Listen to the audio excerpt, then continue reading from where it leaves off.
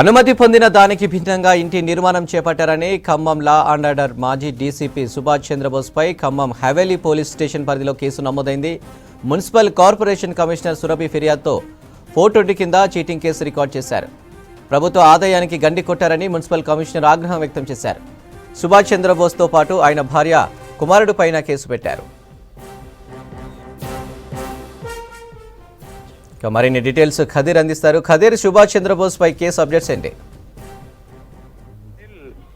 మాజీ డీసీపీ సుభాష్ చంద్రబోస్ పైన అనేక వివాదాలు మొదటి నుంచే కొనసాగుతా ఉన్నాయి. అతని ఇక్కడికి ఖమ్మం రావటాన్ని మొదలు ప్రతి ఒక్క చోట కూడా వివాదం కొనసాగుతా ఉంది. అయితే అతను ఖమ్మం వచ్చిన తర్వాత ఖమ్మంలోనే ఇంటి నిర్మాణం చేపట్టుకొని ఇక్కడే ఉండే విధంగా అతను ప్రయత్నం చేశారు. ఈ నేపథ్యంలో అతను ఏదైతే అనుమతులు పొందాడో ఆ స్టిల్ట్ ప్లస్ 1 ఒక గ్రౌండ్ ఫ్లోర్ నుంచి ఆ 2 ఫ్లోర్లకు ఏదైతే అనుమతులు తీసుకున్నాడో అనుమతులకు భిన్నంగా దానికి విరుద్ధంగా ఆ అనుమతులు కాకుండా ఏదైతే మ్యాండేట్ సెట్ బ్యాక్స్ ఉన్నాయో అవి కాకుండా వాటిని పూర్తిగా భిన్నంగా కన్స్ట్రక్షన్ చేశాడని చెప్పేసి సుభాష్ చంద్రబోస్, అతని కుమారుడు వివేక్ చౌదరి, అతని భార్య సీత మరియు అక్కడున్న బిల్డర్ రాధాకృష్ణ, ఎవడైతే టెక్నికల్ ప్లానర్ ఉన్నారో అతను షోయబ్ తో పాటు మొత్తం 5 పైన కేసు నమోదు చేయడం జరిగింది. అయితే ప్రస్తుతం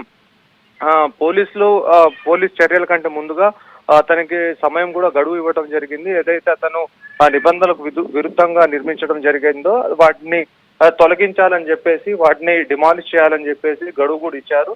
అయితే దాన్ని వినియోగించుకోకుండా అలాగనే కొనసాగుతూ మళ్ళీ కన్స్ట్రక్షన్ చేయటం మొదలు పెట్టారు. అంటే గతంలో ఎవరైతే మంత్రి పువ్వాడ జయకుమార్ ఉన్నారో అతనే మళ్ళీ మంత్రి అయితే తనకు ఎటువంటి డోకా ఉండదు కాబట్టి ఎలాంటి నిర్మాణాలు చేపట్టినా తనకు తిరుగులేదని చెప్పేసి భావించి ఈ కన్స్ట్రక్షన్ చేశాడని చెప్పేసి సమాచారం తెలుస్తా ఉంది. అయితే ఈ నేపథ్యంలో గడువు ఇచ్చిన దాన్ని కూడా వినియోగించుకోకపోవడంతో Adarsh Surabhi municipal corporation commissioner ఎవరైతే ఉన్నారో ఈ రోజు రాత్రి పోలీసులకు ఫిర్యాదు ఇవ్వడం జరిగింది. పోలీసులు సెక్షన్ 420 కింద కేసు నమోదు చేశారు. అయితే దానికి ఇంకా నోటీసులు వాటిని సర్వ్ చేయలేదు.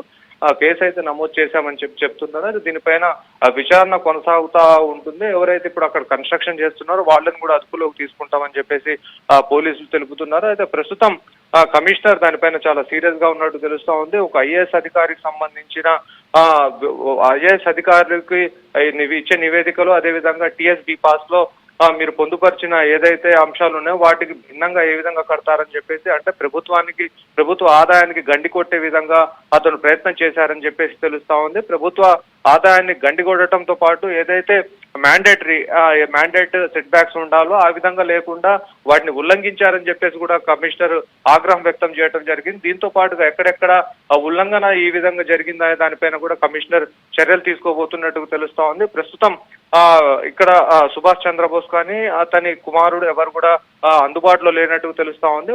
కమిషనర్ ఇచ్చిన ఫిర్యాదు మేరకు నమోదు చేసిన పోలీసులు ఆ నోటీసులు సర్వ్ చేయడం కోసం ఒక కానిస్టేబుల్ లేదా ఎస్ఐ సుభాష్ చంద్రబోస్ ఇంటికి వెళ్లే అవకాశం ఉంది. అనిల్.